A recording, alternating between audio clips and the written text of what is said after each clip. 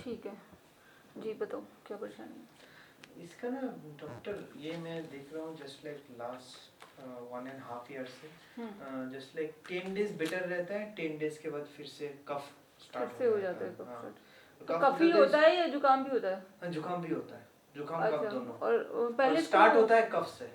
साल 2 साल से चल रहा है क्या ऐसा? हाँ, साल और पहले क्या इसको रैशेस होते थे नहीं, कभी रैशेज वगैरह नहीं। स्किन पे, या बुखार आता होगा पहले? हाँ, पहले तब आप बुखार में कोई दवाई दे देते होंगे। हाँ, डोलो वगैरह देते थे। तो देखो ये है ना, ये चार्ट में सब पेशेंट्स को बताती हूँ क्योंकि सबके साथ एक ही यही काम हो रहा है। हाँ, जैसे आप फीवर में क्या होता है, बॉडी गर्म होती है थोड़ा सा, हाँ, गर्म करके बॉडी क्या है, पानी निकालती है, स्वेट निकालती है, पसीना निकालती है, और पसीने के साथ टॉक्सिन बाहर निकालती है। ये एक प्रोसेस होता है। पसीना लाके क्या है, बॉडी खुद को साफ करती है। जैसे घर में झाड़ू लगाते हैं ना, वैसे ही पसीना आना एक तरीका झाड़ू लगाना है। पानी से धो रही है बॉडी खुद को, पसीना बाहर निकाल रही है। तो वो गर्माहट जो है वो आप नहीं आने देते, आप उसको रोक देते हो, तो वो टॉक्सिन बाहर नहीं निकलेंगे। फिर बार बार जब फीवर तोड़ा जाएगा तो ये एक्टोडर्म जो स्किन से सफाई हो रही थी ये नहीं होगी, या फिर एंडोडर्म से होगी। तो एंडोडर्म इन सब चीजों में होती है। तो फिर वो कफ कोल्ड होगा, यहाँ से म्यूकस निकलेगा, उसके थ्रू सफाई होगी। या फिर है ना, पेट ज्यादा खराब रहेगा, बार बार पॉटी होगा, या फिर 3-4 दिन में एक बार पॉटी होगा, और लीवर के कुछ प्रॉब्लम, तो ये सब एंडोडर्म से सफाई होगी। अगर ये भी आप बार बार रोकते हो, मतलब कई लोग 2-5 साल, पॉटी का भी थोड़ा मींस जस्ट तो वो इस लेवल पे आ गया, अभी इस लेवल पे है ना ये। हाँ, अभी तो पॉटी पे क्या हो रहा है उसको? पॉटी पे उसका जस्ट लाइक 2 दिन में एक बार करता है, जबकि उसको दिन में 2 बार करना चाहिए। हाँ, है ना? उतना तो करता हाँ, नहीं पर 2 दिन में एक बार कर रहा है। कोई दिन में 2 बार भी कर लेता है। हाँ, तो ये रेगुलर नहीं है। हाँ, तो क्योंकि इसका ये वाला एंडोडर्म अभी इफेक्टेड हो गया है। बट उसका बुखार कम आता है। तो बुखार अब कम आता है ना, अब ये इधर से इधर आ गए ना। अब आप लोग एक्चुअली क्या करते हैं, मेडिसिन मींस उसका केस में ना बुखार नहीं आता, उसका स्टार्ट होता है कफ से। अब एंडोडर्म में पहले इसको बुखार आता था कुछ पहले। तब आप इसको डोलो दे देते थे। अब इसका लेयर ही चेंज हो गया है। अभी एंडोडर्मल क्लीनिंग हो रहा है, तो इसलिए बुखार कम आ रहा है। और फिर यही बच्चे जब 2-4 साल अगर आप इसको कफ कोल्ड की दवाई देते जाओगे तो या तो एंडोडर्म में है ना ग्रोथ बन जाती है, जिसमें कि एडिनोइड, या फिर यहाँ पे पॉलिप बन जाते हैं, या एडिनोइड बन जाते हैं, है ना, या फिर एस्थमेटिक हो जाते हैं बच्चे, या फिर और लीवर में फैटी लीवर हो जाता है छोटे छोटे बच्चों को, या फिर और थर्ड लेयर पे आ जाता है जिसमें कि हड्डियों में दर्द होता है, तो रात को बच्चा पैर दबाने को बोलता है। या फिर बच्चा पैर मारता है, उसको झंझनाहट आती है पैरों में, और मस्कुलर पेन। 2-3 दिन से रात को अचानक उठ जा रहा है, पता नहीं किसके लिए। हो सकता है कि पैरों में झंझनाहट होती हो, या फिर पैरों में दर्द होता हो। कई बच्चों को रात में पैरों में दर्द होता है ना, और उनको मस्कुलर वीकनेस होती है, मतलब थोड़ा सा खेलते ही थक जाते हैं। तो ये थर्ड लेयर में उनको परेशानी शुरू हो जाती है कनेक्टिव टिश्यू में, फिर आगे बीपी डायबिटीज ये सब तो है ही है। तो अपन ने गलती ये करी कि आपने डोलो पैरासिटामोल दे दे के इसका फीवर इतना तोड़ा है कि इसको आप परेशानी सेकंड लेयर से ही शुरू होती है, फर्स्ट लेयर की जगह वो लेयर ही बंद हो गई है अब। तो ये सब पेशेंट यही करते हैं, इसलिए मुझे पता है, इसलिए मैंने ये चार्ट को फ्रेम कर लिया, क्योंकि इसका इतना जरूरत पड़ रहा है मुझे। आप ये देख लो, हर पेशेंट को मुझे ये चार्ट दिखाना होता है। और मुझे लगता है थोड़ा एलर्जी का इसका प्रॉब्लम है। जब हम लोग ऑटो से वगैरह जाते हैं, धूल से उसको नेक्स्ट डे खांसी होना स्टार्ट हो जाती है। अब देखो ये तो एक फैक्टर है। हाँ। एलर्जी जैसे है ना, इसको जैसे धूल से हो रही है, आप भी हो उस ऑटो में, लेकिन आपको उतना फर्क नहीं पड़ रहा। क्यों? क्योंकि आपकी बॉडी में हाइपर सेंसिटिविटी नहीं है। इसकी बॉडी में ज्यादा दवाई के कारण, या फिर इसका सेकंड लेयर जो अभी एक्टिव है उसके कारण, इसको थोड़ा सा भी चेंज होगा ना एनवायरनमेंट में, तो इसको वो बॉडी उसको सेंसिटिविटी बढ़ा देगी। थोड़ी सी में इसकी बॉडी ज्यादा सेंसिटिविटी दिखाएगी, खांसी कर देगी, जुकाम कर देगी।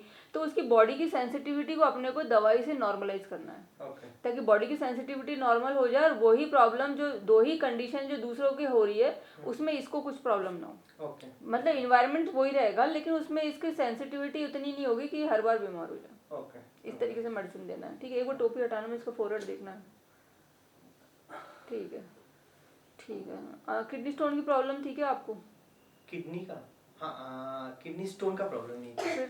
इसका हाइड्रोनेफ्रोसिस था, छोटे टाइम के। हाँ, क्योंकि मुझे लगा इसको या फिर इसके मम्मी पापा को किसी को होना चाहिए किडनी स्टोन, क्योंकि इसका बीन शेप फोरहेड है, और आपका भी है। देखो ना, बाल ऊपर करो, बीन शेप फोरहेड नहीं है एकदम से आगे निकला हुआ। ये एक पर्टिकुलर मेडिसिन की तरफ इशारा करता है। इसका कॉन्स्टिट्यूशन, एक पर्टिकुलर कॉन्स्टिट्यूशन मुझे इसका मैच हो रहा है। उस कॉन्स्टिट्यूशन में किडनी रिलेटेड, गॉल ब्लैडर और लीवर रिलेटेड प्रॉब्लम्स आती है। अब किसी को बड़े होके आती है, किसी को छोटे में आती है, तो इसको हो गया ऑलरेडी। हाँ, मींस हाइड्रोनेफ्रोसिस करके जो एक प्रॉब्लम है। तो वो क्यों हुआ? वो छोटे, वो तो ऑन बर्थ होता है। नहीं ऑन बर्थ होता है, मतलब इसके यूरेथ्रल स्ट्रक्चर था क्या? हाँ नहीं वो उसमें यूरेथ्रा और दोनों के बीच एक ये था, अलग से ये था जो पास नहीं हाँ वही तो, कुछ स्ट्रक्चर या कुछ ऐड था, हाँ रुकावट तो होगा ना। करेक्ट, रुकावट तो हाँ, इसलिए पास नहीं हो पा राइट रहा था। साइड में था ना रुकावट। हाँ इसलिए जन्म होने के 2 दिन के बाद इसको ये हाइड्रोनेफ्रोसिस हुआ। हुआ।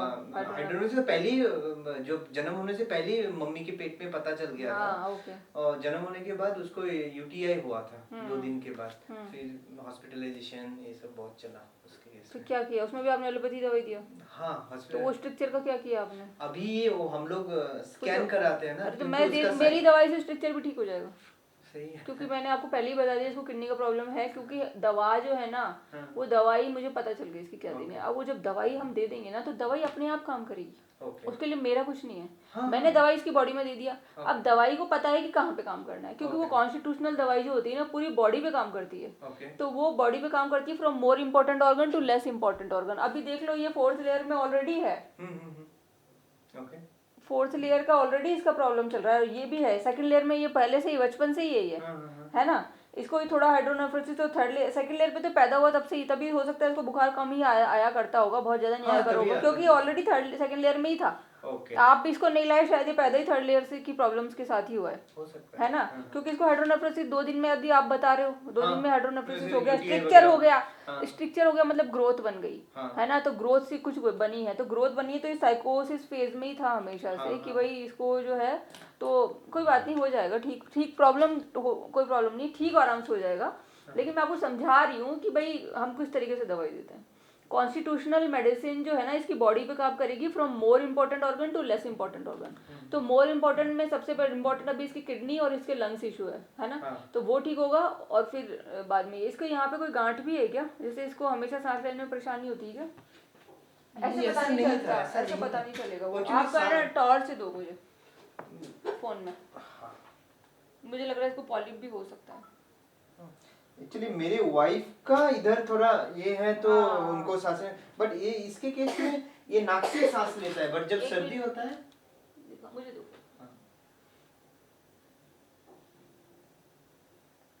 कहाँ है ये, मुझे थोड़ा थोड़ा लग रहा है, लगना नहीं, पिंक पिंक फूला फूला अंदर देखो, मुझे समझ नहीं आता, आपको ज्यादा थोड़ी बात। तो जो मेडिसिन है उससे इसका जो ऑब्स्ट्रक्शन है ना वो थोड़ा कम हो जाएगा। उसमें क्या, बच्चा सोते टाइम ज्यादा ऑब्स्ट्रक्टेड फील करता है ना। सोते टाइम की भाई जगह हुआ है तब तो इतना पैसेज बंद नहीं होता, सोते टाइम जो है इस ग्रोथ से पूरा पैसेज बंद होने लगता है, तो वो जल्दी जल्दी छींके आती है, जैसे सुबह उठ के छींके आना, वो भी है क्या इसको?